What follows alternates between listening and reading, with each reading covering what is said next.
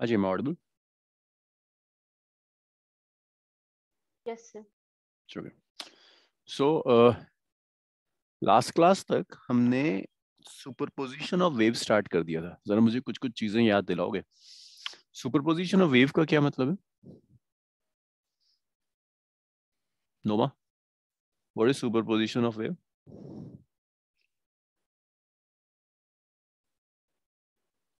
Sir last class मतलब कब हुई थी sir? Monday?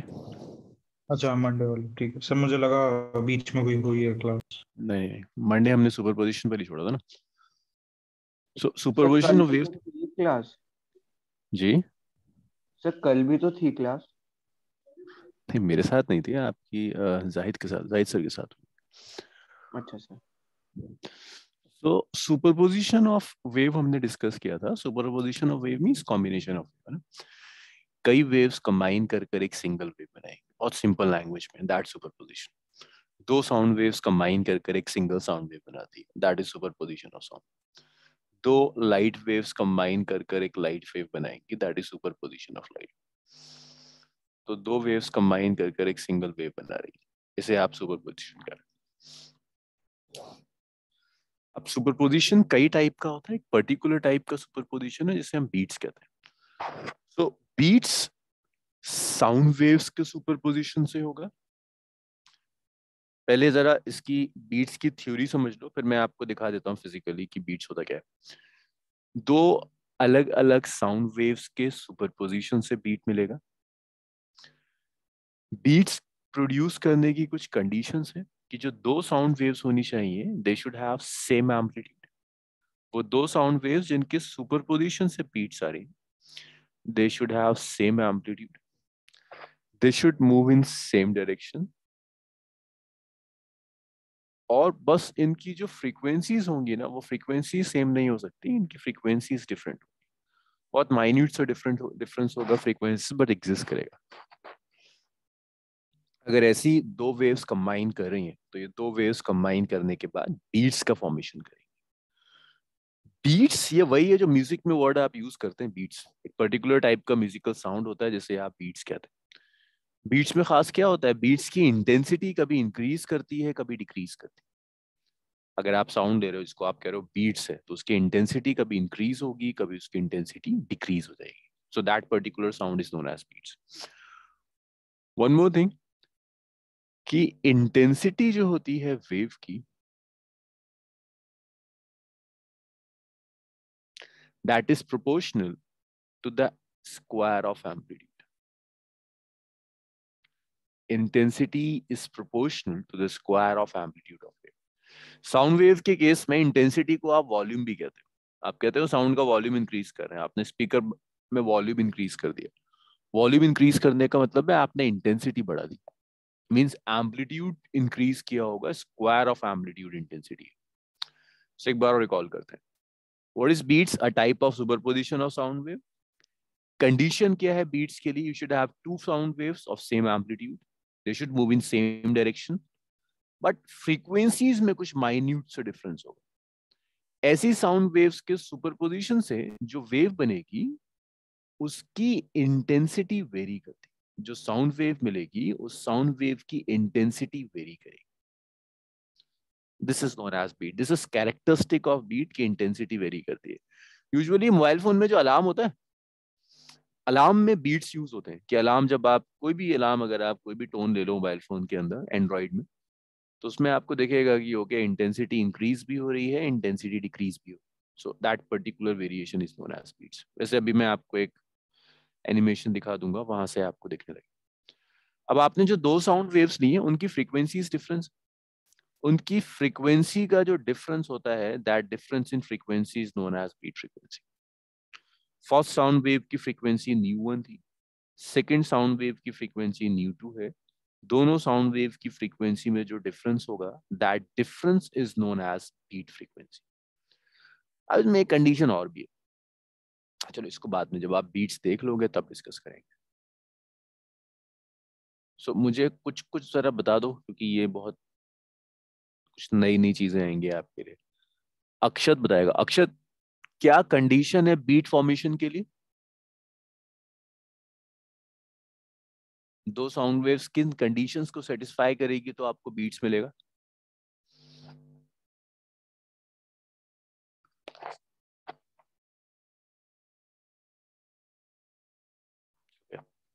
Salik, sound waves किन दो कंडीशंस को सेटिस्फाई करेगी तो बीट्स मिलेगा? Amplitude intensity. नहीं, कंडीशंस तो क्या, एम्पलीट्यूड सेम होना चाहिए, स्पीड सेम होनी चाहिए और फ्रीक्वेंसी डिफरेंट होनी चाहिए। फ्रीक्वेंसी डिफरेंट, और इन दोनों वेव्स के साथ क्या होगा, दोनों वेव्स सुपर इम्पोज करेंगी और इनके सुपरपोजिशन से बीट प्रोड्यूस होगा। बीट की इंटेंसिटी वेरी करती है कॉन्टिन्यूअस। सुपर इम्पोज का मतलब?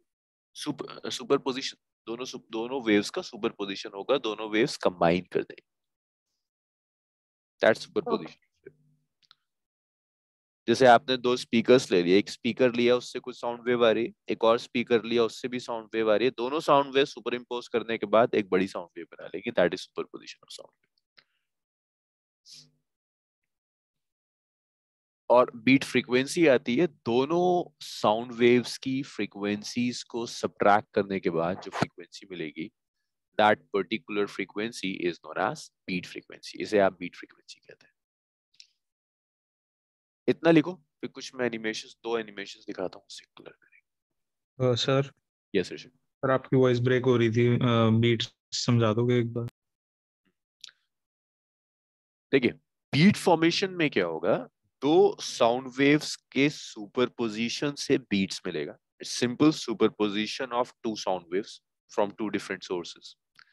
अब सुपरपोजिशन में कंडीशंस ये है कि जो दो साउंड वेव्स होनी चाहिए, they should have same amplitude, they should travel with same speed in the same direction, but they should have slightly different frequencies। तो अगर दो साउंड वेव्स इन कंडीशंस को सेटिस्फाई करती हैं, एम्पलीट्यूड सेम है, speed same है, same direction में travel कर रही है, बट डिफरेंट फ्रीक्वेंसीज, तो उनके सुपरपोजिशन से जो साउंड मिलेगा, that sound is known as beat. Beat sound में क्या अलग होता है, बीट्स में इंटेंसिटी वेरी करती है, कभी इंटेंसिटी मैक्सिमम होगी, कभी इंटेंसिटी मिनिमम होगी। साउंड वेव में इंटेंसिटी इक्वेशन में कहाँ आती है, इंटेंसिटी एम्पलीट्यूड का स्क्वायर है।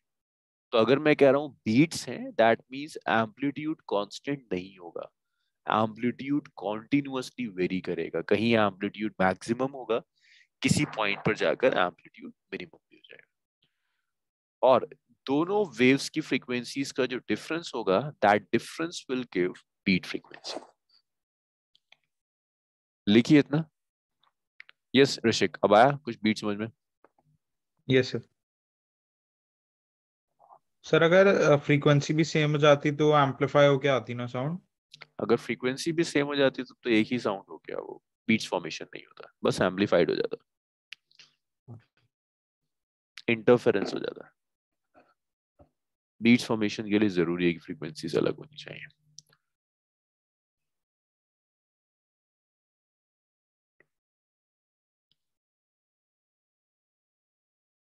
सर कहाँ से लिखना है फॉर बीट्स?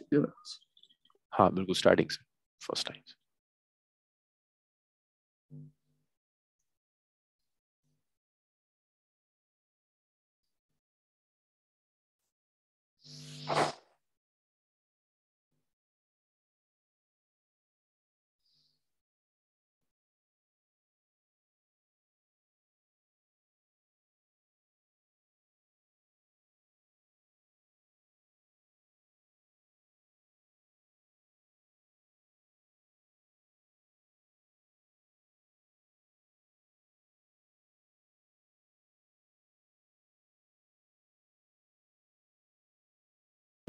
सर ये आज से जेई का वो शुरू हुआ।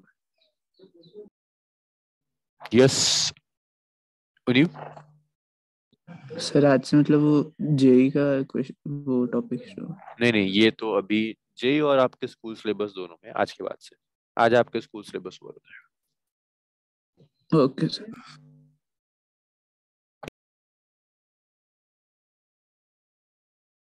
Sir Newton's law, Newton's formula मैं पूछ रहा था अपने टीचर से, वो कह रहे शायद डिलीट हो गया वो। Newton's formula. अच्छा यार, पता नहीं कहाँ कहाँ से बीच बीच में से बहुत कुछ गायब किया है। कुछ का तो एग्जैक्ट है, जैसे कि वो डॉपलर इफेक्ट हटा दिया है, स्टैंडिंग वेव का उन्होंने सिर्फ क्वालिटेटिव ट्रीटमेंट रखा हुआ है। तो अगर कोई स्कूल टीचर आपके कह रहे हैं कि पोर्शन हटा दिया, दैट मीन्स वो एग्जाम भी नहीं देंगे, आप एटलीस्ट फॉर एग्जाम्स आप उसे स्किप कर सकते सर जेई में पूछता है हैं। न्यूटन हाँ, सब फॉर्मूला? सब सब सब सब चाहिए, सब कुछ है सर। सर तो सभी पढ़ लेंगे फिर। सब इसीलिए सब कुछ करा रहा हूँ, बस मैंने बता दिया है कि यहाँ स्कूल सिलेबस खत्म हो जाएगा, तो एटलीस्ट जब आप स्कूल एग्जाम में जाओ तो उतना रिवाइज कर।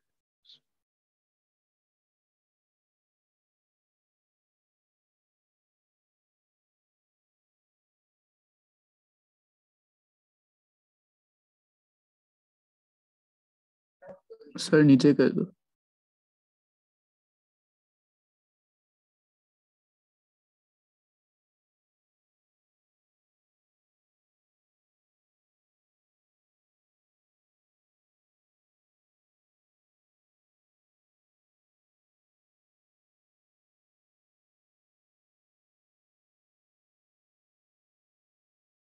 सर साइड में जो परसिस्टेंस ऑफ हियरिंग और वो भी लिखना अभी।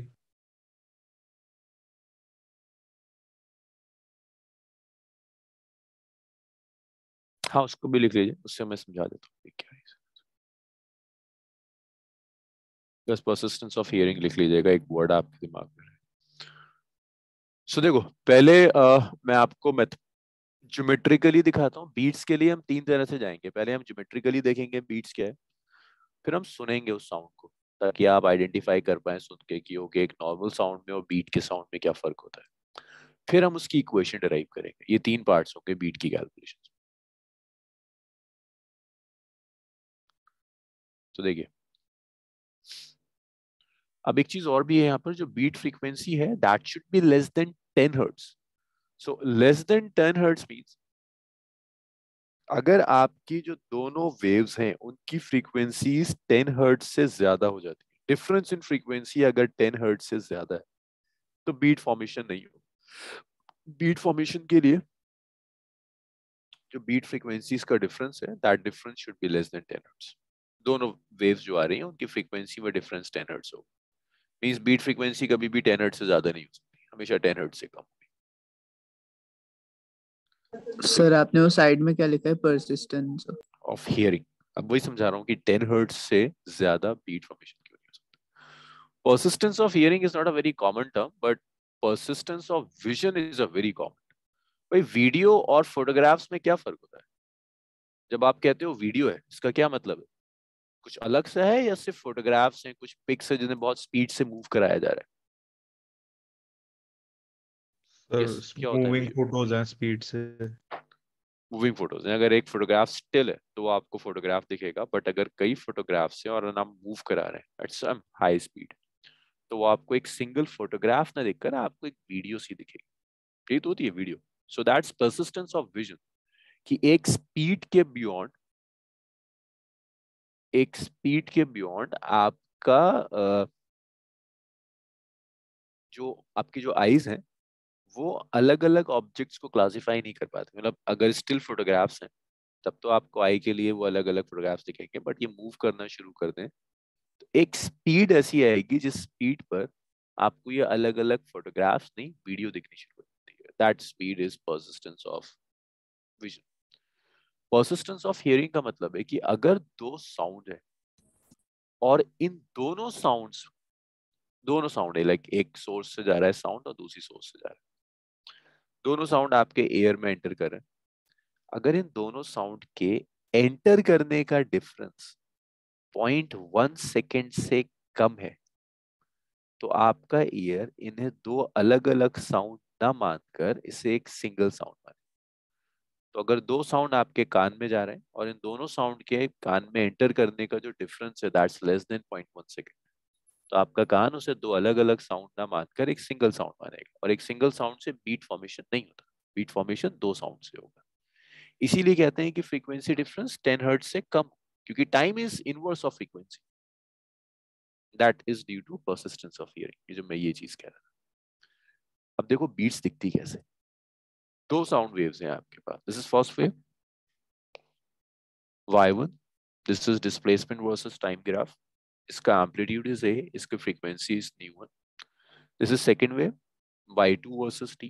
Its amplitude is also a, but frequency is nu.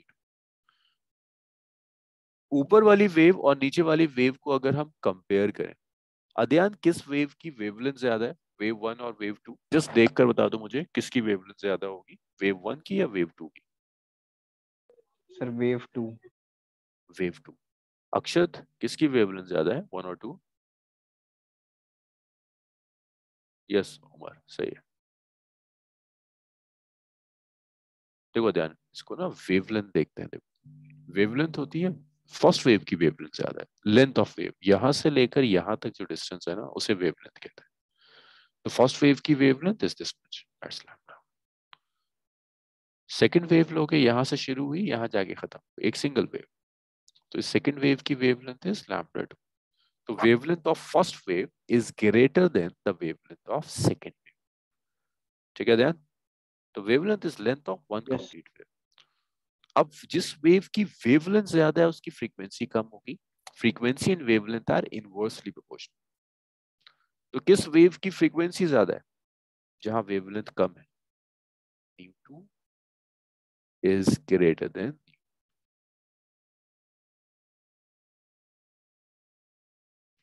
हाँ सिम, दो से ज्यादा में नहीं होगा. दो दो वेव कंबाइन कर कर बीट बनाती हैं. अगर आप ज्यादा वेव्स लेंगे तो पेयर्स बन जाएंगे. दो दो साउंड वेव्स कंबाइन करेंगी और बीट फॉर्मेशन करेंगी. अब ये जो दोनों वेव्स हैं, अगर ये दोनों वेव्स कम, अच्छा एम्पलीट्यूड देखो कांस्टेंट है या वेरी कर रहा है? उमर, इन दोनों वेव्स में एम्पलीट्यूड कांस्टेंट है या एम्पलीट्यूड भी वेरी कर रहा है, वेव 1 और वेव 2? कांस्टेंट. देखो फर्स्ट, यस कांस्टेंट है. फर्स्ट वेव का भी amplitude a constant, second wave का भी amplitude a constant. Amplitude constant है दोनों वेव्स के. इन दोनों वेव्स के सुपरपोजिशन की वजह से ये बीट का फॉर्मेशन, दिस इज बीट. तो देखो बीट में क्या होगा, एम्पलीट्यूड देखो कॉन्टिन्यूसली वेरी कर रहा है. यहाँ एम्पलीट्यूड कांस्टेंट था, फिर एम्पलीट्यूड मिनिमम हो गया, फिर एम्पलीट्यूड मैक्सिमम हो गया. यहाँ भी मैक्सिमम था, फिर मैक्सिमम हुआ, फिर मिनिमम हो गया, फिर मैक्सिमम हुआ एम्पलीट्यूड, फिर मिनिमम हो गया. This is beat formation. ऊपर वाली वेव में एम्पलीट्यूड हमेशा कांस्टेंट रहा, यहाँ कांस्टेंट नहीं है. यहाँ एम्पलीट्यूड कॉन्टिन्यूसली वेरी कर रहा है. कभी मैक्सिमम हो जाता है एम्पलीट्यूड, कभी मिनिमम हो जाता है. This is known as beat. और एम्पलीट्यूड का वेरी करना ये शो कर रहा है कि यहाँ इंटेंसिटी वेरी करेगी. मतलब इस तरह का साउंड अगर आप सुनोगे तो आपको देखेगा, अच्छा एक जगह साउंड की इंटेंसिटी बहुत ज्यादा है, वॉल्यूम एकदम से बढ़ गया, और फिर वॉल्यूम कम हो गया, फिर वॉल्यूम बढ़ा, फिर वॉल्यूम कम हो गया. This is known as beat. ये सुपर इम्पोज हुआ कैसे, मतलब ये फॉर्म कैसे हुई, वो फिर से बता दो. बस आपके पास दो साउंड की सोर्सेस थी. आप मान लो दो आपके पास स्पीकर्स हैं. इन दोनों स्पीकर से साउंड आ रहा है, ये वाला साउंड और ये वाला साउंड. दोनों साउंड कंबाइन हो गया.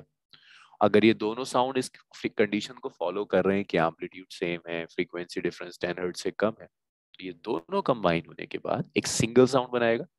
That sound will look like this. Sir but amplitude decrease कैसे हो रहा है, मतलब उसका. That we will show mathematically कि एम्पलीट्यूड कैसे वेरी कर रहा है.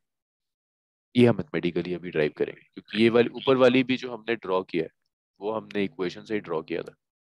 मतलब सर, क्योंकि सर मैं ये इसलिए कह रहा था सर, मुझे लगा कि एक ऐसी वेव फॉर्म होगी बट वो दोनों सेम एम्पलीट्यूड के साथ मतलब हो रही होंगी. ये तो सर डैम्प सा थोड़ा हो रहा है ना बीच बीच में. हाँ बिल्कुल, क्योंकि फ्रीक्वेंसी डिफरेंस की वजह से कहीं एम्पलीट्यूड डिक्रीज होगा, कहीं इंक्रीज होगा. अब इस चीज को जैसे तुम फिजिकली सुनना चाह रहे हो ना, इसको मैं मैथमेटिकली ही प्रूव कर सकता हूँ. इसका जो आप रीजन चाह रहे हैं वो आपको मैथमेटिकली दिखेगा. When you will combine these two waves having different frequencies, then they will combine and give rise to a wave something like this. ये होगा एम्पलीट्यूड. किसी टाइम पर एम्पलीट्यूड मिनिमम होगा, किसी टाइम पर एम्पलीट्यूड मैक्सिमम. थोड़ा सा पेशेंस, हम करेंगे इसको मैथमेटिकली प्रूव करेंगे, बट मिलेगा ये वी. तो जहां एम्पलीट्यूड मैक्सिमम है वहां एकदम से साउंड की इंटेंसिटी बढ़ जाएगी. जहां एम्पलीट्यूड मिनिमम है वहां साउंड की इंटेंसिटी कम हो जाएगी. That's beat formation. इसे ड्रॉ करिए, फिर जरा मैं आपको सुना देता हूँ बीट्स. का साउंड कैसा होता है, फिर मैथमेटिकली ड्राइव करा के दिखा देंगे। सर हमने y1 + y2 करा है। जी हमने y1 + y2 करा।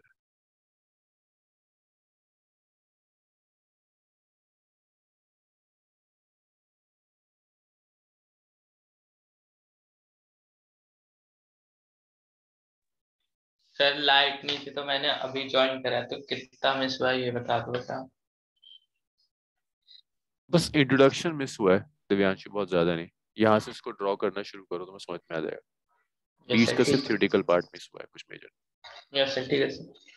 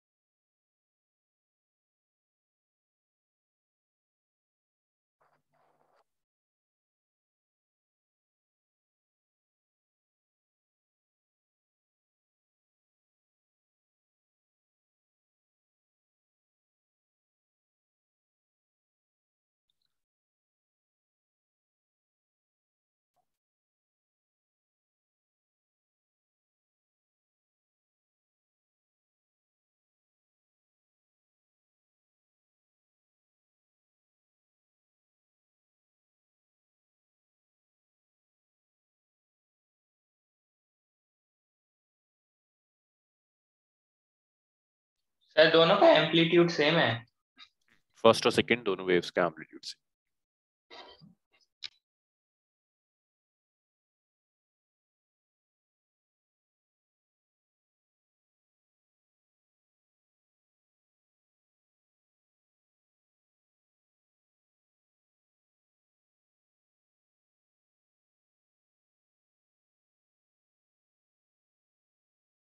सर सोर्स अलग अलग हो सकता है ना दोनों साउंड्स के? सोर्स अलग ही होंगे, दो अलग अलग सोर्सेस से साउंड आ रहा है, क्योंकि अगर एक ही सोर्स से साउंड आएगा तो उसकी फ्रीक्वेंसी तो एक ही होगी ना। और सर एक ही सिंगल लाइन पे, जैसे सर अगर एक्स एक्सिस है तो एक्स एक्सिस पे दोनों सोर्स होने चाहिए? हाँ ठीक है, नहीं ऐसा भी नहीं, सोर्स कहीं भी हो सकते हैं, बट साउंड एक ही डायरेक्शन में ट्रैवल कर रहा है, वहां से जो साउंड आ रहा है। सर ये t क्या है? अच्छा, एक मैक्सिमा से दूसरे मैक्सिमा तक का जो टाइम होगा that time is T, time period of beats कह सकते हैं। या एक मिनिमा और दूसरे मिनिमा आने में जो टाइम लगेगा that is capital T, time period of the beats. So this capital T is time period of the beats.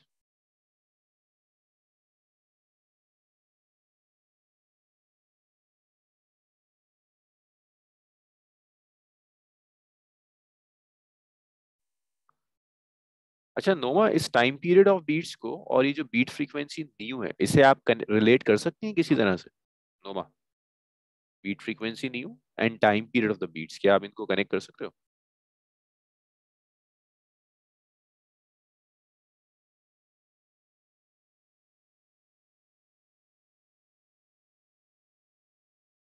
Lambda is inversely proportional to time period. ना, नॉट लैम्डा, फ्रीक्वेंसी। मैं तो कह रहा हूँ फ्रीक्वेंसी और time period, beat frequency ये nu कह रहा है ना, nu is nu one minus nu two Is and this directly time. proportional to time period. अरे नहीं, फ्रीक्वेंसी और टाइम पीरियड में क्या रिलेशन होता है? नो,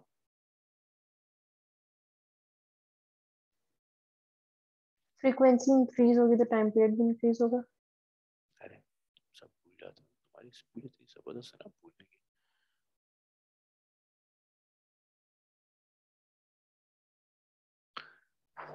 और कोई बताएगा मुझे? उमर तुम कुछ बोल रहे हो, उनमें आवाज नहीं आ रही तुम्हारी। ऋषिक, फ्रीक्वेंसी और टाइम पीरियड में कोई relation? Sir 1/t is one frequency. Upon t यार, frequency beat frequency is 1 by time period. कह रहा था ना फ्रीक्वेंसी इज 1 बाय टी। जब सबसे पहले जब वेव इक्वेशन लिखी थी तो उसमें टाइम पीरियड फ्रीक्वेंसी सब कैलकुलेट किया था। It's 1 by time period is frequency. Will prove it कि हम ये टाइम पीरियड कैलकुलेट करेंगे एक मैक्सिमा से दूसरे मैक्सिमा तक का टाइम, उसका इनवर्स करेंगे तो आपको बीट फ्रीक्वेंसी दिखने लगेगी। अच्छा, now before moving further, Hasim मैं बताता हूँ कैसे कर सकते हैं घर पे। भाई मैं आपको एक एनिमेशन दिखा रहा हूँ, अब उसमें देखना नहीं है, सुनना ज्यादा है, क्योंकि वो बीट्स तो साउंड है ना। साउंड में आपको सुनाता हूँ कि आपको दो साउंड सुनाता हूँ, एक नॉर्मल साउंड और एक बीट का साउंड, फिर आप देखिएगा दोनों में क्या डिफरेंस।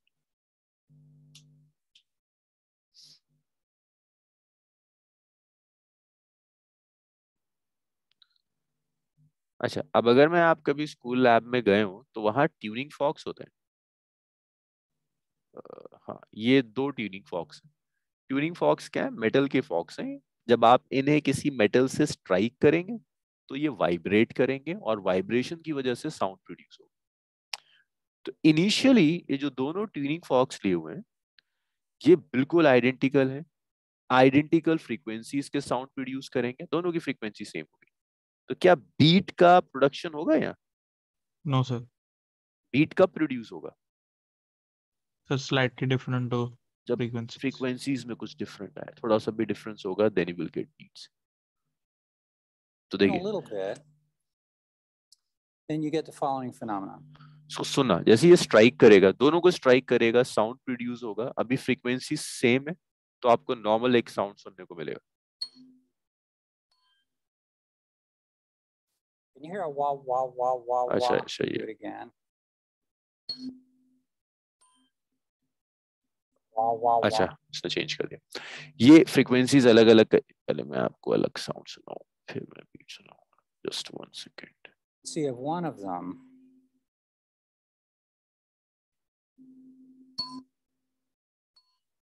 ठीक है, अभी दोनों की फ्रीक्वेंसी सेम है, आपको जो साउंड मिलेगा that's a normal sound.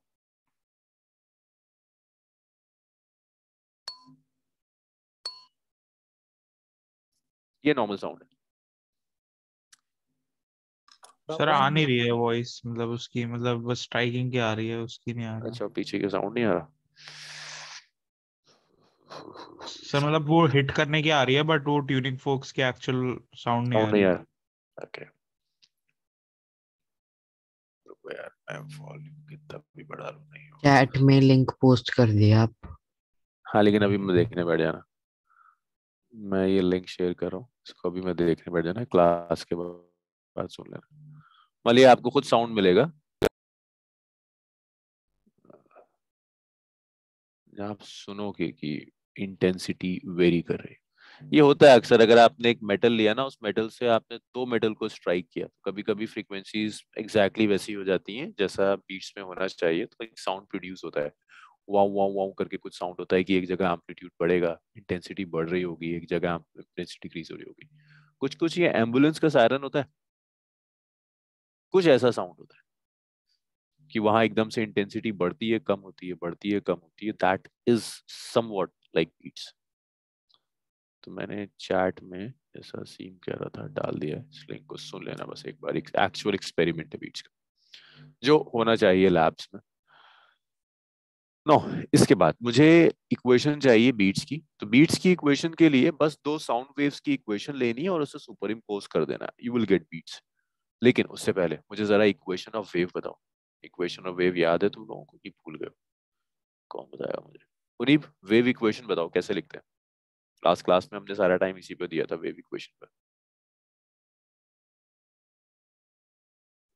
Yes, sir. Sir, y is a sine kx minus omega t plus phase constant.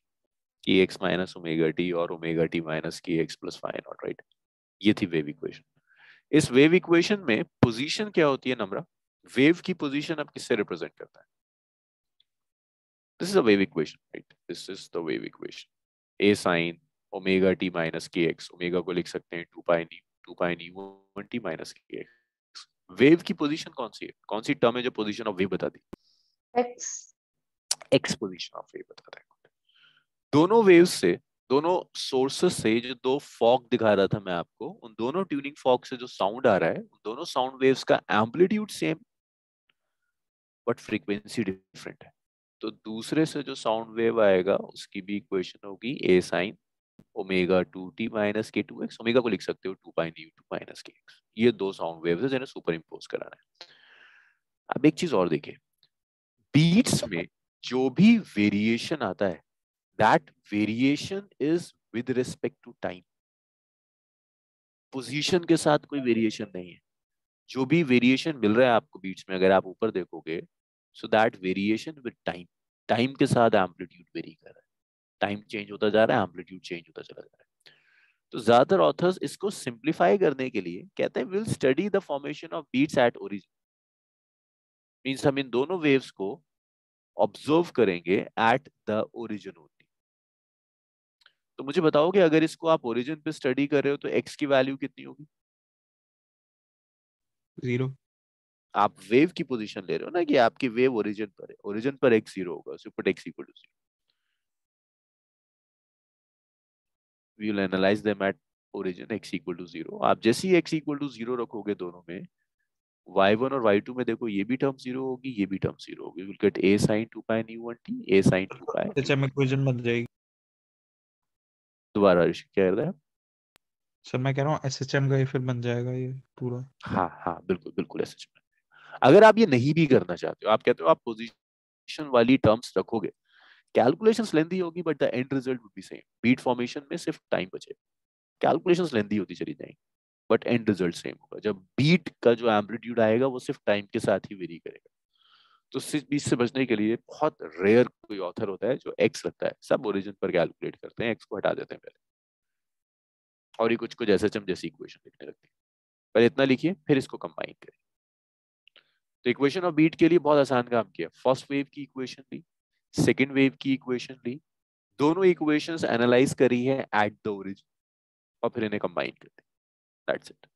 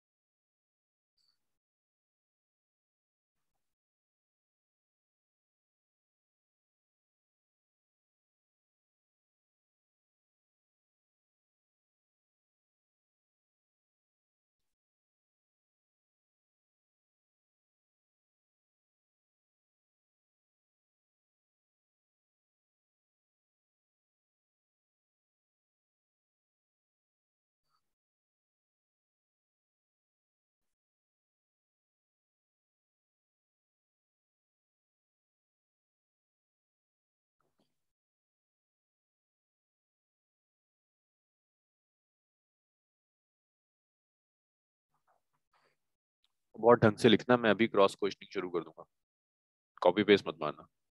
तुम्हें पता हो कि तुम कर क्या रहे हो. तुमने पहली इक्वेशन ली वेव की, दूसरी वेव की इक्वेशन ली, दोनों का एम्पलीट्यूड सेम है, फ्रीक्वेंसी अलग है, और दोनों इक्वेशंस को ओरिजिन पर एनालाइज किया, इसीलिए x इक्वल टू।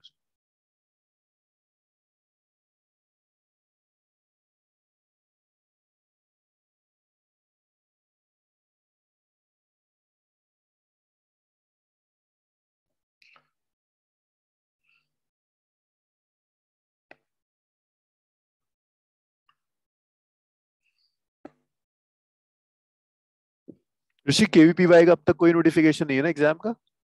नहीं सर, अभी कुछ नहीं आया। चलो पढ़ेंगे, मजा आ गया। सर अगर हम 2 मेटल बोल में पानी लें और then we strike it, we can do it at home, no beats.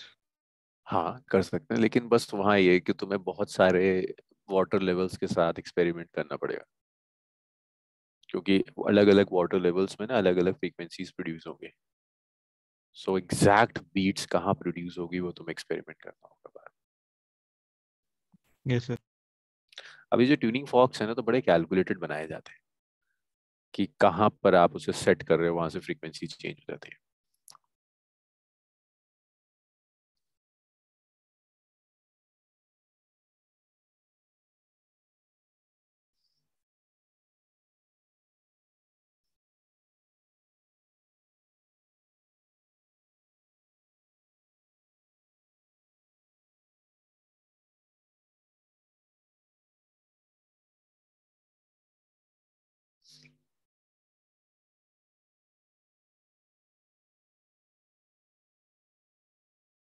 सो ये दो साउंड वेव्स की इक्वेशन है एट द ओरिजिन।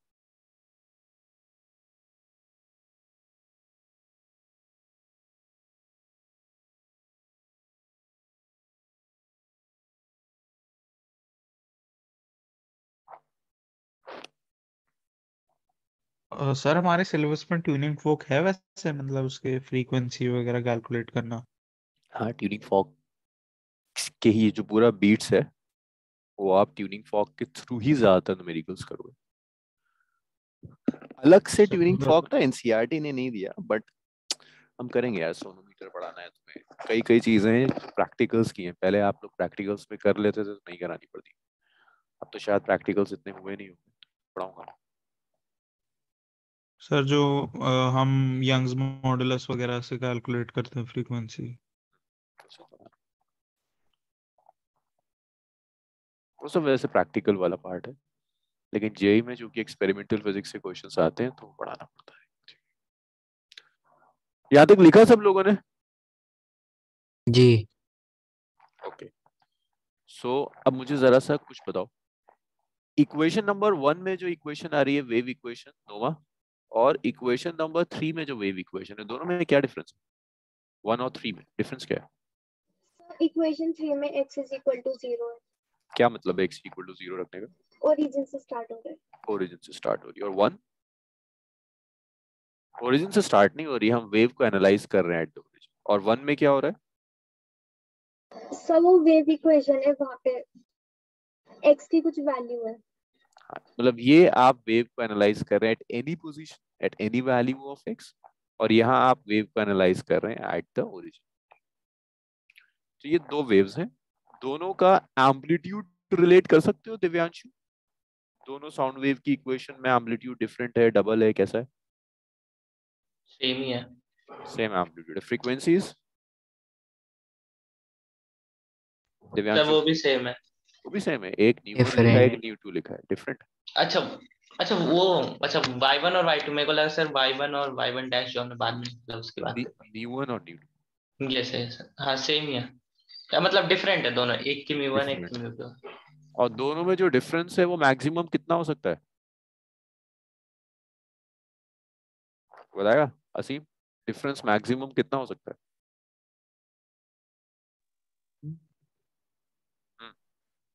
10 हर्ट्ज। हाँ, this maximum difference could be 10 hertz. 10 hertz से ज्यादा ये डिफरेंस नहीं होगा, it should be less than 10 hertz.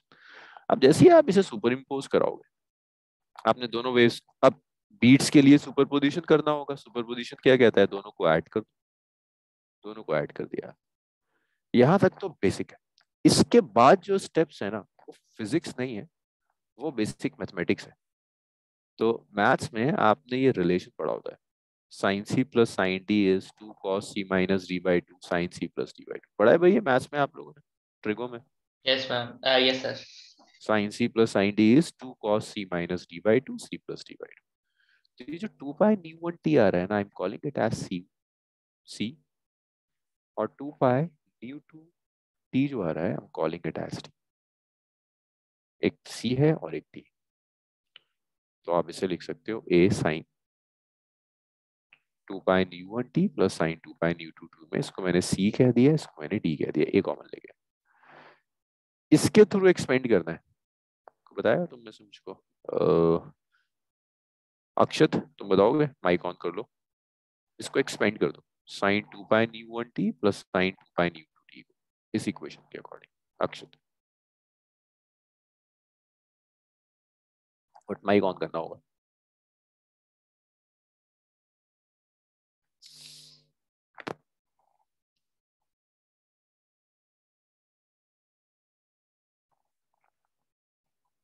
Okay, Yashika expand करेंगे आप? इसको एक्सपेंड कर दीजिए according to this relation.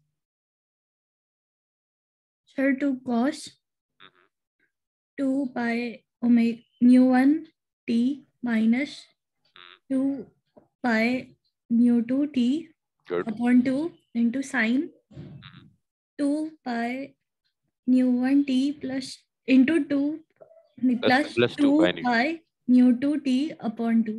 Good, बस ये आपने एक्सपेंड कर दिया. इंस्टेड ऑफ c ये रहा d ये रहा. सो cos c minus d by 2 sin c plus d by 2. अब सिर्फ कॉमन है, ये पूरा एंगल है, याद रखना ये पूरा एंगल है. cos के बाद sin के बाद जो भी आ रहा है. अब आप एक काम और कर सकते हो ना, यहाँ से 2 pi t कॉमन ले लो. 2 pi t कॉमन लोगे, it's nu1 minus nu2 by 2. यहाँ से भी आप 2 pi t कॉमन ले लीजिए, it's nu1 plus nu2 by 2. तो आप यहाँ 2 से 2 कैंसिल कर दीजिए, 2 से 2 कैंसिल कर दीजिए. So it's pi t nu1 minus nu2 plus sin pi t nu1 plus nu2. अब ये जो इक्वेशन आई है अब आपके पास 2a cos d1 minus d2 pi t sin d1 plus d2 pi t, this is the equation of beat. ये beat की equation. इतना लिखो, फिर इस इक्वेशन से एक्सप्लेन करते हैं कि कैसे पता चल रहा है कि कहीं मैक्सिमम है कहीं मिनिमम. सो यहाँ से लिखना है.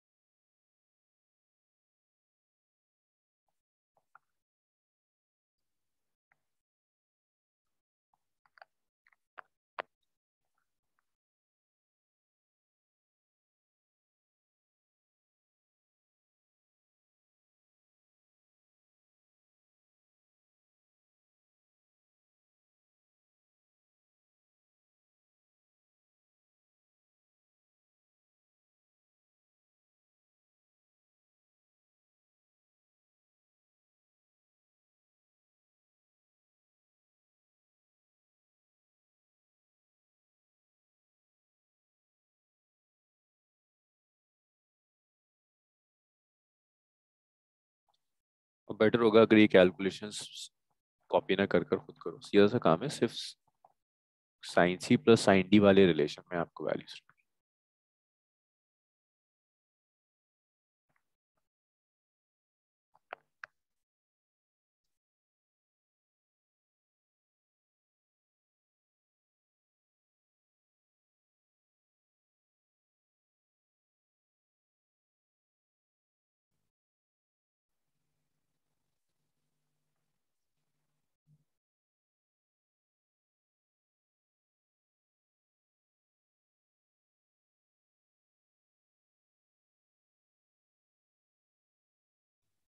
सर जो फाइनल हमारी इक्वेशन आई उसमें बस साइन की जगह कॉस आ जाएगा ना, अगर हम एक्सट्रीम से करेंगे. अच्छा, अगर आप ये कह रहे हो कि वेव इक्वेशन आप कॉस में ले रहे हैं ना, यस हाँ तो ये चीज cos c plus cos d sine की जगह cos cos c plus cos d होता है ना, cos c minus d by 2 plus cos into cos c plus d by 2 है ना। Yes sir.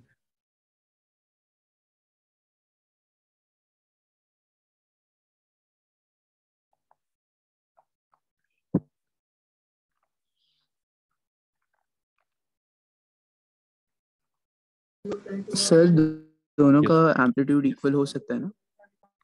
दोनों वेव्स का दोनों यस सर।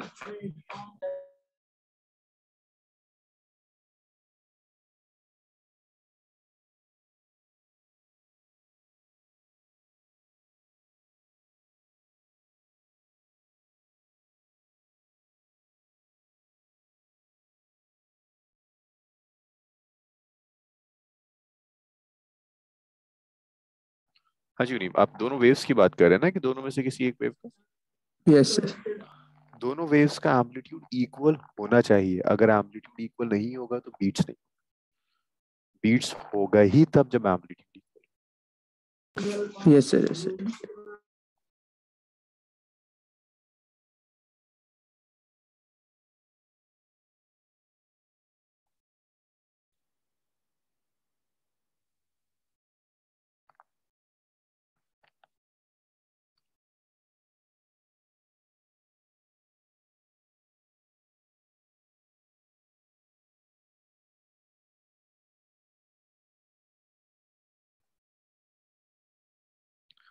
अब देखिए, this is the equation of beat. अब इस बीट की इक्वेशन में जो लीडिंग ऑर्डर टर्म होगी, लीडिंग ऑर्डर टर्म मींस जिसका एंगल ज्यादा है, ये एंगल है ना, that's a leading order term.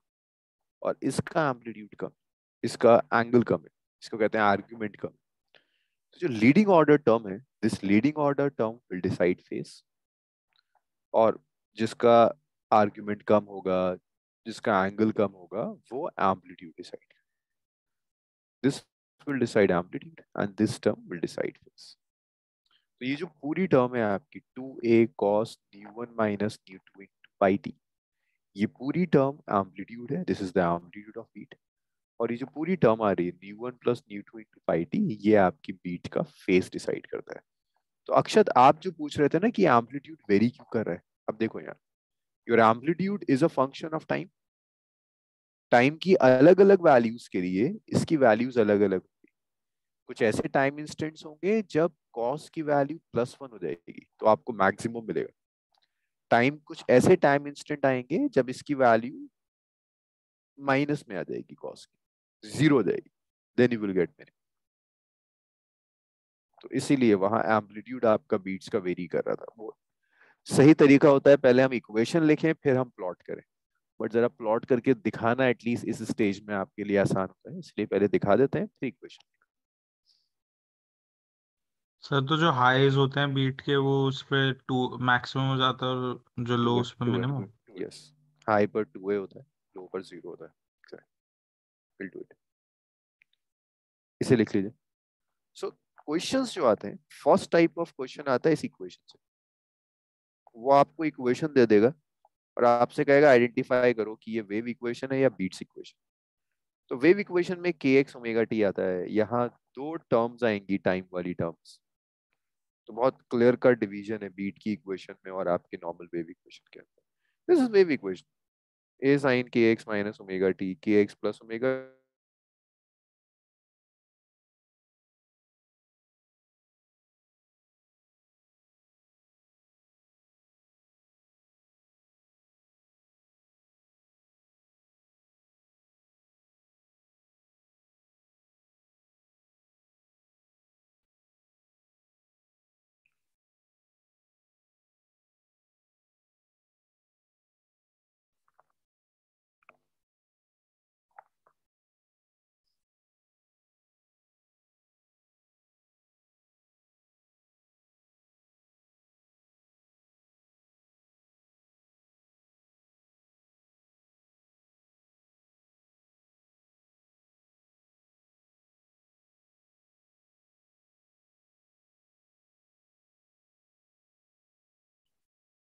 अच्छा मैं अभी कुछ बोल नहीं रहा हूँ, ये लिख लिया आप लोगों ने इतना? Yes sir. So that was about equation of beat. अब मुझे इसमें डिसाइड करना है वो टाइम जब ये एम्पलीट्यूड मैक्सिमम होगा और एम्पलीट्यूड जब मिनिमम। अच्छा, जब एम्पलीट्यूड मैक्सिमम होगा नम्रा, तो कॉस की वैल्यू क्या होनी चाहिए? जब मैं कह रहा हूँ this whole amplitude is maximum, तो कॉस की वैल्यू क्या होनी चाहिए? 0, मतलब लाइक cos 0 1 होना 1। चाहिए। आप कह रहे हो cos should be +1। Yes sir.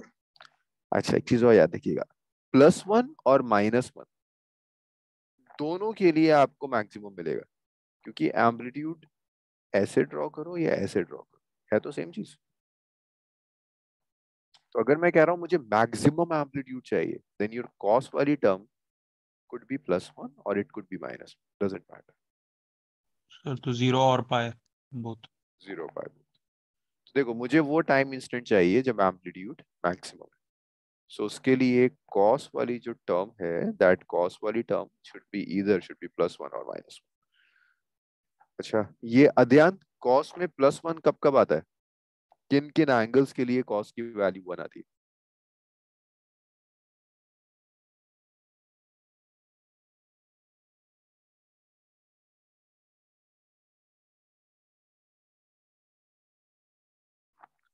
Yes अध्ययन, कॉस किन किन एंगल्स के लिए कॉस की वैल्यू 1 आती है? मैंने उल्टा लिख दिया गलती से।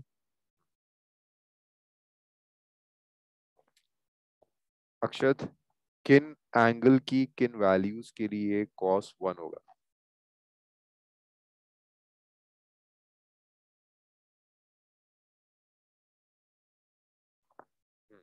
यहाँ ठीक था ध्यान, 0 ठीक है। और कोई एंगल है ध्यान जिसके लिए कॉस 1 आता हो इंस्टेड ऑफ 0? 2 पाई ना, cos 0 1 होगा, cos 2 पाई 1 होगा, cos 4 पाई 1 होगा। अक्षत 180 के लिए -1 आता है। नहीं, cos 90 तो 0 हो जाएगा ध्यान। देखो, अगर आपको चाहिए ना +-1, तो +-1 के लिए जो एंगल्स होंगे, योर एंगल शुड बी 0 और it could be pi 180, it could be 2 पाई, 3 पाई और n पाई। इन जनरल आप लिख सकते हो your angle will be n पाई। तो अगर आप कह रहे हो आपका cos मैक्सिमम है, +-1 है, दैट मीन्स ये ν1 माइनस ν2 इंटू पाई टी जो होगा, that should be equal to n pi. और आप लिख सकते हो t होगा n बाय ν1 माइनस। ये आपके टाइम इंस्टेंट की value, its n by ν1 minus ν2 अगर आपका एम्पलीट्यूड मैक्स है। तो यहाँ से आप निकाल सकते हो किस किस टाइम पर आप, और n कहाँ से वेरी कर रहा है, 0 1 2 3 और। तो ये वो टाइम इंस्टेंट्स हैं जब आपको मैक्सिमम मिलेगा। तो मुझे फर्स्ट मैक्सिमा चाहिए, तो I put n equal to 0। n equal to 0 रखता हूँ यहाँ, तो t विल बी 0। सेकंड चाहिए मैक्सिमम, अगले टाइम पर कब मैक्सिमम आएगा, put n equal to 1, n equal to 2। तो ये वो सब टाइम है जिन टाइम पर आपको मैक्सिमम मिलेगा। तो अगर आप इस ग्राफ में देखना चाहते हो यहाँ, so this is t equal to 0, this is t equal to 0। तो ये वो इंस्टेंट है जब पहला मैक्स। फिर ये आपका सेकेंड इंस्टेंट है t इक्वल टू, जिसको हमने लिखा था 1 बाय ν1 माइनस। सर ये नहीं सॉरी होगा सॉरी ना सॉरी सर। सॉरी सॉरी, ये वाला, ये आएगा 1 बाय ν1 माइनस। ये वो टाइम है जिस टाइम पर सेकंड मैक्सिमा आया, फिर वो टाइम है जहां थर्ड मैक्सिमा आया एंड ऑल। तो जो मैक्सिमा के आने का टाइम है वो ये time, t equal to 0, 1 by ν1 minus ν2, 2 by ν1 minus. और अगर आपको टाइम इंटरवल चाहिए between two maxima, time interval between two consecutive maxima, 1/ν1।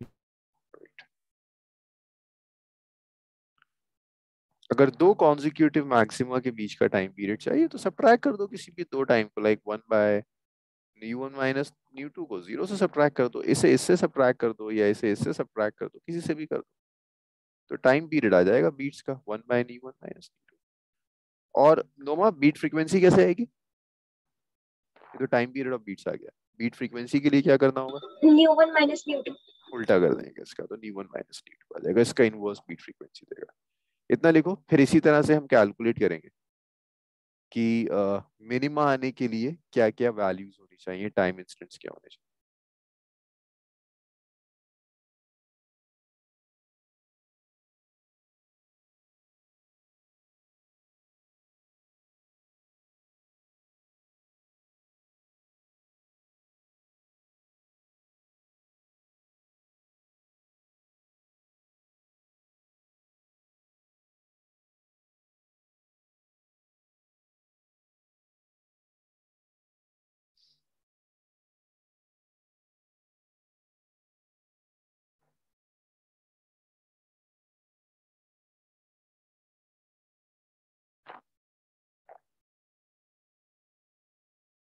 ऋषिक, जेडित सर जो आपको करा रहे हैं सॉलिड्स और फ्लूइड्स, कहाँ तक कंप्लीट हुआ? सर फ्लूइड्स ऑलमोस्ट खत्म होने वाला है। सरफेस टेंशन हो गया? हाँ सर।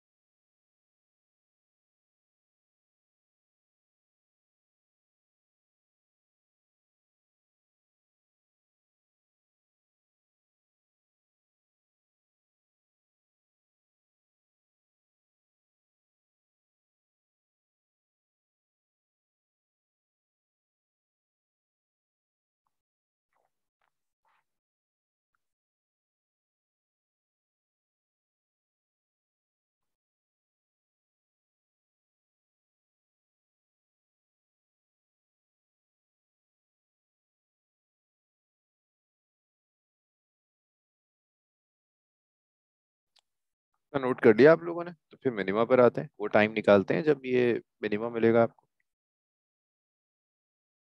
नहीं नोट कर लिया? सालिक सर मुझे एक सर चीज 2 मिनट्स। पूछनी थी। सर ये जो कैपिटल टी होता है स्मॉल टी होता है, मतलब उसमें मतलब एग्जैक्टली फर्क क्या होता है? ये इंस्टेंट्स है, ये कुछ ऐसा है जैसे यहाँ मैंने लिखा t इक्वल टू 0, ये लिखा t इक्वल, सब इंस्टेंट्स है। t equal to 2, t equal to 3, ये सब इंस्टेंट्स लिख दिया मैंने और पॉइंट का नाम दे दिया ABCDE। अगर मैं आपसे कहता हूँ C से E तक जाने का टाइम बताओ, कितना टाइम लगेगा? 4 सेकेंड्स। 2 सेकंड। कैसे निकाला आपने? सर 4 - 2। तो ये जो लिखा हुआ है ये इंस्टेंट्स है, और ये जो हमने कैलकुलेट किया है ये इंटरवल। ठीक है, यस सर। ये डिफरेंस। अच्छा, अब मुझे चाहिए time instants for minimum amplitude. Minimum amplitude के लिए टाइम इंस्टेंट चाहिए, ये मुझे सालिक बताएगा। साले एम्पलीट्यूड मिनिमम कब होगा? कॉस की वैल्यू क्या होनी चाहिए?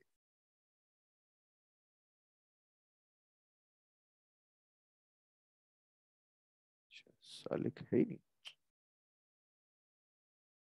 नोमा ने ऐसे बताया π/2 है ना, राइट। ये कॉस 0 तब होगा मिनिमम, अगर आप चाहिए तो 0 होना चाहिए। 0 तब होगा जब आपका एंगल या तो π/2 होगा, या 3π/2 होगा, या 5π/2 होगा, और आप जनरलाइज कर सकते हो उसे 2n + 1π/2। तो ν1 - ν2 into πt is 2n + 1π/2। अब कुछ ऑथर्स 2n - 1 भी लिखेंगे, बस फर्क होता है n की वैल्यू में। अगर कोई 2n - 1 लिख रहा है तो उसका n स्टार्ट होगा 1 से, अगर कोई 2n + 1 लिख रहा है तो उसका n विल स्टार्ट फ्रॉम 1। ये डिफरेंस है बस। So you can get the value of t 2n + 1/2 ν1 - ν2। n 0 से स्टार्ट हुआ है। आपको अलग अलग इंस्टेंट चाहिए, पहले n 0 रखो, you will get this value। n 1 रखो तो 2 × 1 + 1 3 and so on, और ये बढ़ता चला जाएगा। इन दोनों का डिफरेंस लोगे, you will get the same thing। इन दोनों को सब्ट्रैक्ट करोगे, you will get 1/ν1 - ν2। तो ये इंस्टेंट्स है। वो इंस्टेंट्स जहां मिनिमम मिलेगा, मींस ये अगर मैं आपको ज्योमेट्रिकली भी शो करूं तो ये पहला इंस्टेंट है जहां मिनिमम मिल रहा है, which is 1/2 ν1 - ν2। ये सेकेंड इंस्टेंट है जहां मिनिमम मिल रहा है, इट्स 3/2 ν1 - ν2। तो ये सारे इंस्टेंट्स जहां मिनिमम मिलेगा, ये वो इंस्टेंट्स यहाँ शो। चलो इतना लिख लो, फिर आगे।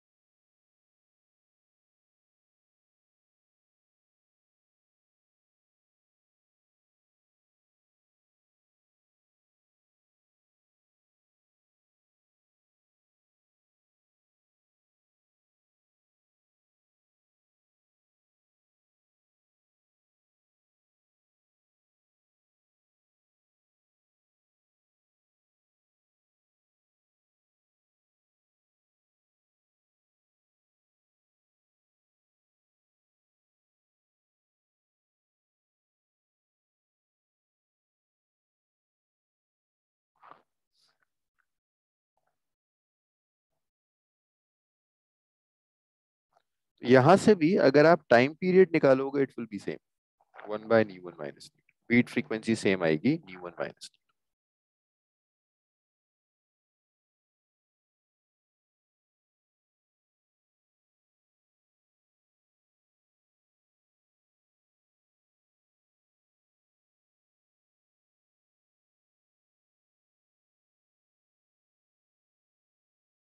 स्कूल एग्जाम्स तो ऑफलाइन मोड में हो रहे होंगे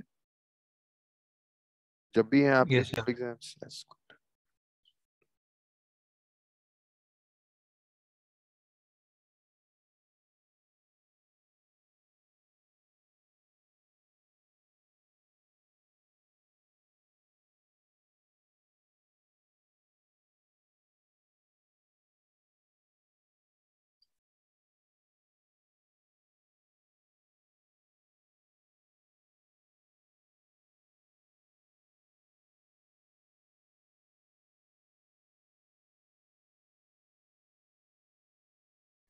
सर इसमें भी बीच का डिफरेंस सेम ही आएगा ना, एज मैक्सिमम? सेम आएगा। तो सेम इंटरवल के बाद मैक्सिमम और मिनिमम रिपीट करता है, दैट इज बीट फ्रीक्वेंसी। अच्छा, आपकी अब एक रिवीजन टेस्ट सीरीज है, उसका शेड्यूल आई होप कल तक निष्कर्ष आप लोगों को दे देंगे, उसके अकॉर्डिंग आप लोग प्रिपेयर कीजिए। और एक चीज और याद रखना, लाइक टेस्ट सीरीज में ना मैंने एक चीज देखी है कि सब तो नहीं, लेकिन हाँ कुछ स्टूडेंट सीधे सीधे चीटिंग कर रहे होते हैं। आप चीटिंग ना करो, इसीलिए उसका रिजल्ट कभी भी किसी कॉमन प्लेटफॉर्म पे नहीं डाला जाता। तो आप चीट तो इसीलिए करोगे ना कि किसी से बेटर आप परफॉर्म कर दो ना। एज अ टीचर मैं कभी डिस्कस करता हूँ उस टेस्ट का रिजल्ट, ना कभी उस टेस्ट को हम ग्रुप के ऊपर डालते हैं, एक आध बार डाली होगी लिस्ट के बाद कभी नहीं डाली, सिर्फ इसलिए कि वो एक दूसरे से कंपैरिजन के लिए नहीं है। वो तो आपके स्कूल में एग्जाम्स होंगे, एंट्रेंसेस होंगे जहां आप एक दूसरे से कंपेयर करोगे। यहाँ तो सिर्फ मोटिव इतना है कि एटलीस्ट आपको पता चले कि आपको क्या आता है क्या नहीं आता। तो उस टेस्ट में चीटिंग कर कर आप अपना नुकसान कर। मैं देख भी नहीं रहा उसके मार्क्स। अगर मैं देख भी रहा हूँ तो मैं कभी क्लास में कह ही नहीं रहा कि अच्छा आपने बहुत अच्छा परफॉर्म किया था, आपने बुरा परफॉर्म किया था। ना आपके क्लासमेट्स को पता है कि किसके कितने मार्क्स आए थे। रीजन यही है कि मतलब अगर मैं कंपेयर करूंगा तो शायद आपको एक मोटिवेशन मिले ज्यादा मार्क्स लाने के लिए, जिसमें कुछ लोग गलत काम कर सकते हैं। वो आपके अपने लिए, आपको पता हो कि आपको क्या नहीं आता। कंपेयर स्कूल में करना, जो स्कूल के एग्जाम्स होंगे अब तो सब आपके ऑफलाइन है। अभी केवीपीवाई का एग्जाम लटका हुआ है, जेई के अटेम्प्ट्स आ जाएंगे, नीट होगा, उसमें आप दूसरों से कंपेयर करोगे। स्कूल एग्जाम्स बहुत होने शुरू हो जाएंगे जैसे आप 12th में हो, वहां आपको दूसरे से कंपेयर करना है। केवीपीवाई में बैठकर आप चीटिंग कर सकते हो तो कर लेना। अगर आपको लगता है आप जेई के एग्जाम में बैठ के चीट कर लोगे तो कर लेना, लेकिन इन एग्जाम्स में चीटिंग कर कर आप अपना नुकसान कर। बड़ा एग्जांपल देता हूँ क्लासेस के अंदर अपनी, कि ये बिल्कुल ऐसी है कि ब्लड टेस्ट हो रहा था, आपको पता था कि आपको फीवर है या कुछ है, आपके ब्लड में कुछ आ जाएगा, आपने किसी दूसरे का ब्लड सैंपल उठाकर दे दिया जो बिल्कुल हेल्दी था। डॉक्टर ने उसका ब्लड सैंपल देगा, उन्होंने कहा बहुत बढ़िया, कोई प्रॉब्लम नहीं। आपका फायदा थोड़ी ना हुआ, आपकी बीमारी तो वहीं की वहीं रही और बर्बाद हो जाएगी। यह हाल होता है जब आप कोचिंग इंस्टीट्यूट्स के या इस तरह के टेस्ट में आप चीटिंग करते हैं। हमें लगता है कि आपके मार्क्स आ रहे होंगे, आप अच्छा परफॉर्म कर रहे हो, और फिर अल्टीमेटली स्कूल एग्जाम होता है, फैक्ट तो यही है आपको नहीं आता, और उसमें आप फेल होकर आ जाते हैं। हमें पता भी नहीं होता कि आप नहीं कर पा रहे। तो ये जो रिवीजन टेस्ट सीरीज हो, ये आपके अपने लिए, मतलब कोई किसी से कंपेयर नहीं कर रहा, तो उसमें प्लीज कोई चीटिंग वीटिंग की जरूरत नहीं है, उससे ऑनेस्टली है। नहीं तो फिर मुझे कुछ स्ट्रिक्टनेस कर दी होगी, ये कैमरे लगाओ, दो लोग बैठे होंगे सामने। लिखो इसको। सर टेस्ट ऑफलाइन ये सब्जेक्टिव होंगे या फिर दोनों होंगे बच्चे, ऑब्जेक्टिव? क्योंकि आपका स्कूल एग्जाम तो अभी सब्जेक्टिव होगा, सेकेंड टर्म में अच्छे मार्क्स आने चाहिए, तो सब्जेक्टिव भी होगा, और उसके बाद वही टेस्ट एग्जैक्टली जेई के पैटर्न पर होगा। दो दो फेसेस में टेस्ट होगा। एक फेस होगा आपका जिसमें सेकेंड टर्म का होगा बिफोर योर स्कूल एग्जाम्स, आपका स्कूल एग्जाम खत्म होने के बाद, और 12th का शुरू होने से पहले एक बार फर्स्ट बुक का एग्जाम होगा, और एक बार फर्स्ट बुक और सेकेंड बुक दोनों मिलाकर 12th का शुरू होने से पहले, ताकि जेई के लिए 11th आपका तैयार होकर रख जाए। फिर उसको टेस्ट के थ्रू और ब्रश अप करते रहेंगे पूरे साल, ताकि जब आप नेक्स्ट ईयर इस टाइम पर हो, फेब में हो, तो आप जेई के लिए बिल्कुल प्रिपेयर्ड हो। 11th का नहीं करना, वरना कई बच्चे हैं जब 11th पढ़ रहे हैं 12th वाले, क्योंकि उनको अटेम्प्ट देना है अभी अप्रैल में, तो आपका 11th पूरा प्रिपेयर होकर रह जाएगा। शेड्यूल निष्कर्ष आपको प्रोवाइड कर दें, इसको कर लो जल्दी से। छोटा सा क्वेश्चन, एक एक का 100 हर्ट्ज है, दूसरे का 106 हर्ट्ज। तो टेस्ट का शेड्यूल होगा दो फेजेस में, पहला सिर्फ सेकंड बुक, फिर आपके स्कूल एग्जाम्स ओवर होते ही फर्स्ट बुक, और फिर कंबाइंड 11th, फिर हम 12th स्टार्ट।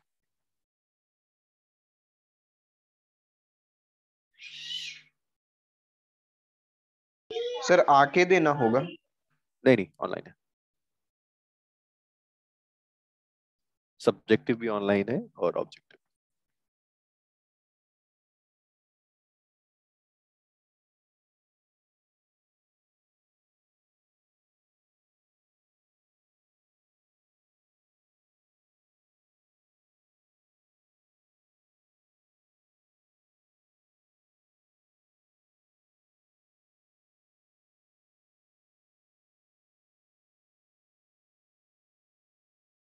करिए, तो छोटी सी कैलकुलेशन है, सिर्फ बीट फ्रीक्वेंसी कैलकुलेट करनी है और टाइम पीरियड ऑफ बीट्स। और चैट पे भेजना है। हाँ चैट पे भेज। नोमा ठीक आ रहा है, बीट फ्रीक्वेंसी ठीक आ रही है। नम्रा आपने तो time period of beats calculate कर दिया, अच्छा अच्छा दोनों कैलकुलेट कर दिए, ठीक है नम्रा, दोनों पार्ट सही। ठीक है ऋषिक, दिस इज इट ना। भाई फर्स्ट की फ्रीक्वेंसी है 100 हर्ट्ज, सेकंड की फ्रीक्वेंसी है 106 हर्ट्ज। जब आप डिफरेंस लोगे दोनों का, greater minus smaller, that will be your beat frequency. Time period of beats is just inverse of 1/6 will be the time period of beats. So दोनों maximum और minimum 1/6 seconds के बाद अगर करना है, max and minimum will repeat after 1/6 seconds. तो time period का मतलब है एक मिनिमम से दूसरे मिनिमम तक का टाइम, एक मैक्सिमम से दूसरे मैक्सिमम तक का टाइम, दैट इज 1/6 सेकेंड्स।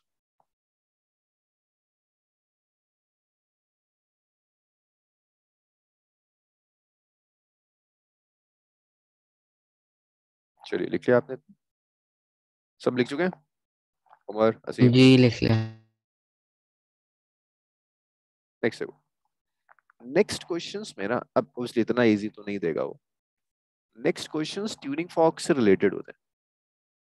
तो ट्यूनिंग फॉर्क मैंने आपको दिखाया था, जो हमने अभी एनिमेशन में देखा था, उसे आप स्ट्राइक करोगे तो वो वाइब्रेट करता है, वाइब्रेशन की वजह से वो साउंड प्रोड्यूस करता है। ट्यूनिंग फॉर्क की फ्रीक्वेंसी चेंज करने के दो मेथड्स होते हैं, दो टर्म्स यूज करता है यूजुअली न्यूमेरिकल्स में। मेथड तो कई होते हैं, जैसे जो मैं आपको एनिमेशन दिखा रहा था पहले, वहां उसके पास एक क्लिप था, उस क्लिप के थ्रू वो फ्रीक्वेंसी चेंज कर रहा था। दो मेथड्स जो न्यूमेरिकल में यूज होते हैं, एक होता है फिलिंग।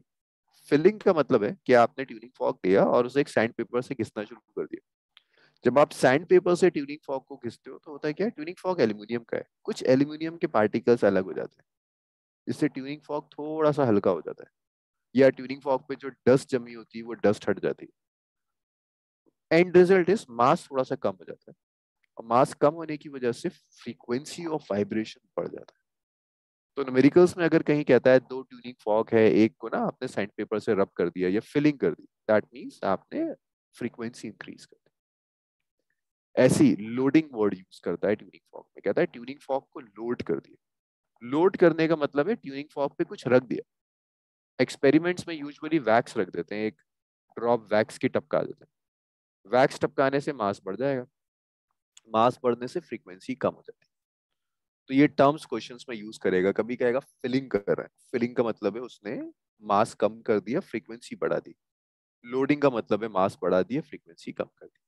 ऐसी ना एक टर्म स्ट्रिंग के लिए भी यूज करता है। अच्छा, इसको अभी नहीं करेंगे, इसे लिख लीजिए पहले, ट्यूनिंग फॉर्क। तो ये वर्ड्स आपको याद होता है कि न्यूमेरिकल्स में जब यूज करें तो आपको पता हो कि कहाँ कम कर रहा है, फ्रीक्वेंसी कहाँ बढ़ा रहा है।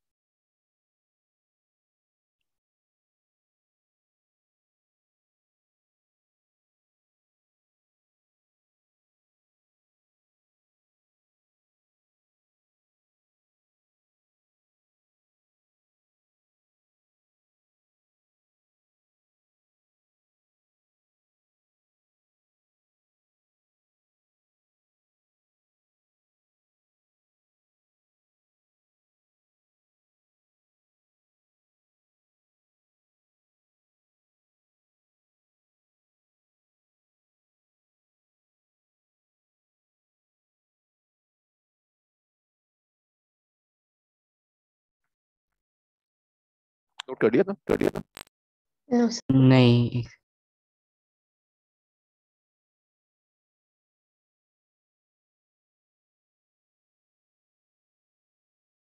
सर फोक एग्जैक्टली होता क्या है? फोक मेटल का एक पीस है जिसे यूज करते हैं साउंड, नॉन फ्रीक्वेंसी की साउंड वेव्स प्रोड्यूस करने के लिए, दैट इज ट्यूनिंग फॉर्क। ऐसा यूजुअली आपकी लैब्स में जो ट्यूनिंग फॉर्क होता है ऐसा होता है, मेटल पीस है। इसे आप किसी और मेटल से स्ट्राइक करते हो तो ये वाइब्रेट करना शुरू करता है, वाइब्रेशन से साउंड प्रोड्यूस। वो एनिमेशन देखा था अभी थोड़ी देर पहले, दिखाया था मैंने, यस सर।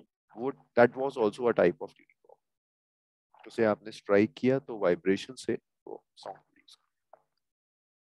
तो लैब में नॉन फ्रीक्वेंसी का साउंड प्रोड्यूस करने के लिए ट्यूनिंग फॉर्क यूज करते हैं। हो गया। इस क्वेश्चन को लिखिए, इसे सॉल्व करते हैं।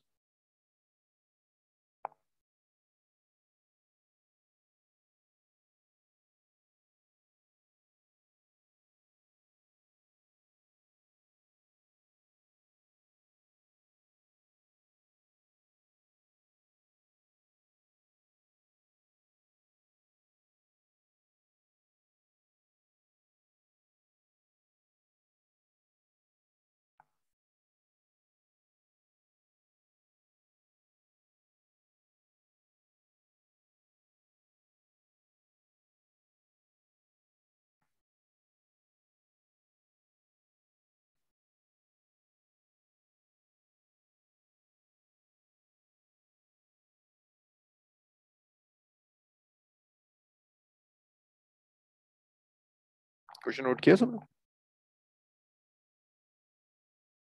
1 मिनट सर।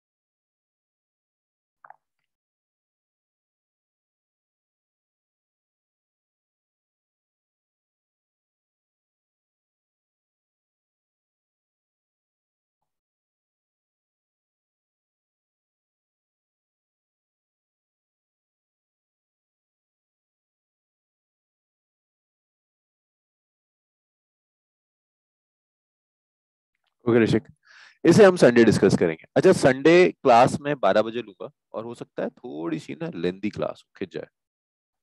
संडे मैं स्टैंडिंग वेव्स कंप्लीट करना चाहता हूँ। स्टैंडिंग वेव्स है तो सिंगल टॉपिक, लेकिन स्टैंडिंग वेव्स कई इंस्ट्रूमेंट्स में पढ़नी है, 3-4 इंस्ट्रूमेंट्स में पढ़ना है, तो वो एक सिटिंग में हो जाता है। एक ही तरह की चीजें हैं जो 3-4 इंस्ट्रूमेंट्स के लिए बार बार रिपीट करनी, उसको एक सिटिंग में कर सकता है। सो संडे 12 to 2 तो है ही, और मे बी अगर कंप्लीट नहीं हुआ तो 2:30 या 3 तक मैं खींच दूंगा। Just finish the standing wave on Sunday. फिर उसके बाद संडे मेरे साथ क्लासेस नहीं होगी यार, फिर संडे की क्लासेस की जरूरत नहीं। चलिए इसको आज यहीं रोकते हैं।